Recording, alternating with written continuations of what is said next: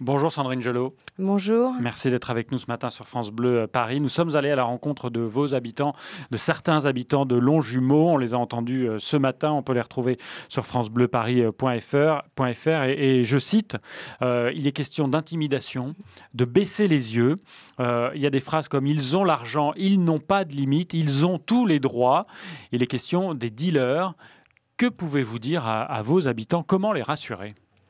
En fait, c'est déjà merci de me donner la parole parce que c'est vrai que nous nous étions déjà rencontrés l'année dernière pour faire ce constat et revenir aujourd'hui et entendre ces habitants qui témoignent encore de la terreur dans laquelle ils vivent. C'est très pénible parce que il est difficile pour nous, pour moi, de leur expliquer tous les efforts qui sont fournis et qui pour autant changent pas grand-chose à leur quotidien. Quels sont les efforts qui sont fournis justement? Alors effectivement, on a suite à mon coup de gueule et à l'interpellation que j'avais faite auprès du Premier ministre, il y a eu au niveau local une réorganisation de la police et c'est vrai qu'il y a eu la constitution d'un groupe spécialisé sur le stupéfiant, il y a eu la constitution d'une BAC de jour. Nous, au niveau de la police municipale... Mais la brigade chargée des stupéfiants, c'est 3 policiers? Voilà, c'est 3 policiers.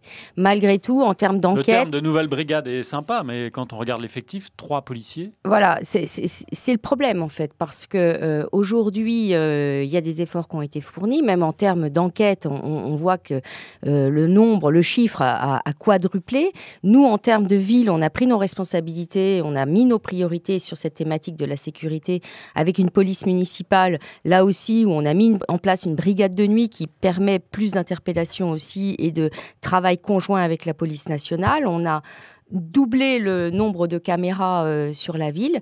Mais voilà, ces trafiquants, ils sont toujours présents. Et on ils l'a sont entendu, de plus en plus violents. Vos habitants le disent, c'est un puits sans fond. Exactement. Et aujourd'hui... Vous pouvez rajouter des caméras, rajouter des policiers?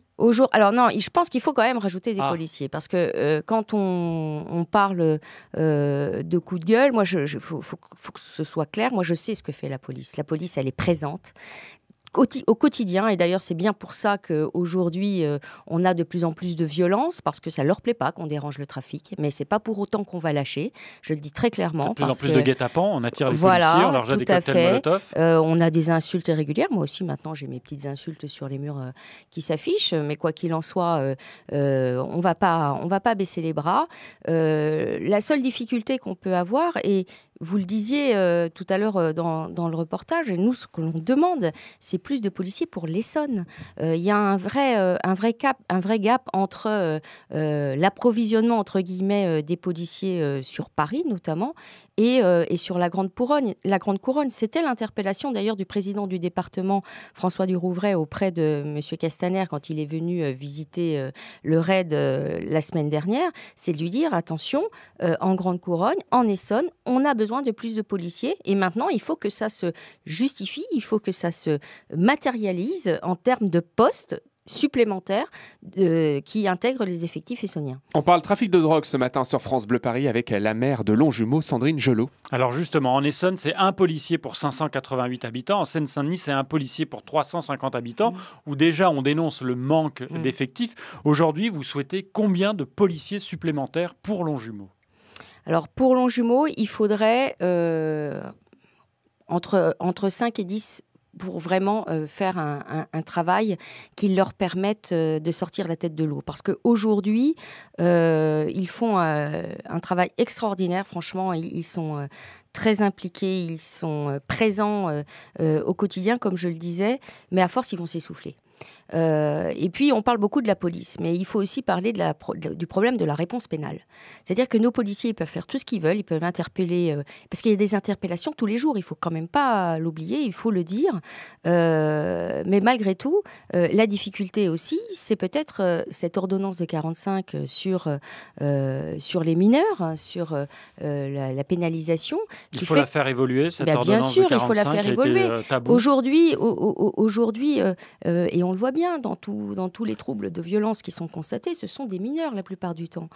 Il faut qu'enfin, on arrive à mettre des moyens. Je ne dis pas qu'il faut les envoyer en prison, ce n'est pas la réponse. Mais alors, quelle est la réponse ? La réponse, je pense qu'il faut créer plus d'unités qui permettent à ces jeunes d'être délocalisés, de les sortir de ce milieu où on a l'impression qu'ils n'ont pas d'autre issue que de baigner dans le trafic. Parce que moi, ce qui m'inquiète et ce qui me perturbe, c'est que ça flingue toute notre jeunesse à venir, qui dans ces quartiers sont happés par ces trafiquants qui leur proposent de l'argent pour juste prévenir que la police arrive, et ensuite c'est une escalade dans le trafic vers la vente et puis pour l'intégration du réseau. Et Sandrine Gelot, est-ce que parfois vous ne vous dites pas qu'il faudrait légaliser ce marché du cannabis pour faire tomber ces réseaux ?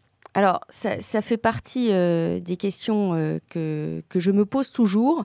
J'ai écouté attentivement au moment du débat justement de la dépénalisation au Canada sur vos ondes tout ce qui s'était dit, notamment avec l'intervention de consommateurs qui expliquaient aussi que quelquefois, pour eux, ils pouvaient se trouver face à des produits qui mettent leur vie en danger aussi. Et c'est vrai que par rapport à ces problèmes de santé, j'ai un petit peu de mal à aller vers de la dépénalisation parce qu'on a le sentiment que de toute façon, ça génère tellement d'argent, ces trafics, qu'ils trouveront toujours un moyen pour rester dans une forme d'illégalité et de se reporter sur autre chose. Donc c'est vraiment la réponse pénale qui doit s'adapter, plus de moyens policiers en Essonne, et puis surtout qu'on sache... ces compétences régaliennes de l'État, on est là pour protéger nos habitants.